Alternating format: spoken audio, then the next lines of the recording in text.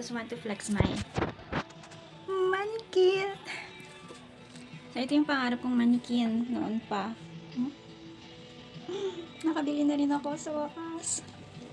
Ito kasi yung ito yung ayan, ito yung natutusukan ng karayom. Ayan, itong mannequin na to. Kasi may tela siyang nakabalot. Yeah.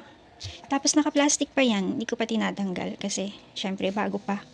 Pag bago talaga hindi mo muna tatanggalin yung plastic, 'di ba? So ayan. Ang saya-saya ko kasi magagawa ko ng mga damit na gusto kong gawin kasi ganito na yung mannequin ko. Yung mannequin ko kasi dati pa curve kasi yung balikat niya curve. Ganyan. Ganun. Ayan, ang aking mannequin. Oops, ang aking logo. Nag-print lang ako ng mga yan. At ito nga pala, 30-day challenge ko. Nakaka 2 days na ako today.